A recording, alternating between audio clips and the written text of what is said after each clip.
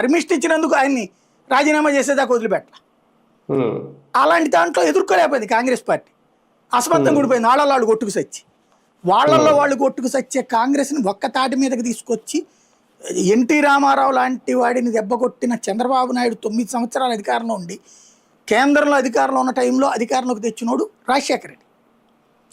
కేంద్రంలో ఉన్నటువంటి అందరితో చక్రాలు తిప్పే అలవాటు ఉన్నటువంటి చంద్రబాబు నాయుడు 2009లో తెలంగాణ రాష్ట్ర సమితితో పాటు కమ్యూనిస్టుల్ని జాతీయ స్థాయిలో ఉన్న జనతాదళ్తో సహా అందరితో పొత్తు పెట్టుకుంటే కూడా ఒంటరిగా పోటీ చేసి 2009లో మళ్ళీ అధికారంలోకి తెచ్చినోడు రాజశేఖర రెడ్డి. కాంగ్రెస్లో అంతకు మించిన మహానాయకుడు ఎవడున్నాడు? లేడు. కాబట్టి ఆయన వెంటే ఉండేవాళ్ళు వీళ్ళందరూ కాంగ్రెస్ నాయకులందరూ. అదే సందర్భంలో ఆయన చనిపోయిన తర్వాత వీళ్ళందరికీ ఒక్కసారి షాకింగ్. రోసయ్య చంద్రబాబుని ఎదిరించి నిలబడగలిగిన ధీరుడా? కాదు. లేదు కిరణ్ కుమార్ రెడ్డి చూశారు, కిరణ్ కుమార్ రెడ్డి ఏమైనా చేస్తాడేమో యాక్టివ్గా, ఆయన వల్ల కాల. ఈ 2 రాష్ట్రాల వివాదాలు కావచ్చు, చంద్రబాబుని తట్టుకోవడం కావచ్చు.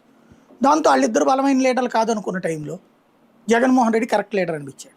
అందుకని మంత్రి పదవులు కూడా వదిలేసి జగన్ వెనకాల వచ్చారు వాళ్ళు. అది అనుభవించారు. జగన్ కూడా అట్లా తన వెంట ఉన్న వాళ్ళకి తగిన గౌరవం ఇచ్చారు. కాకపోతే నియోజకవర్గాల్లో వీళ్ళు జీరో.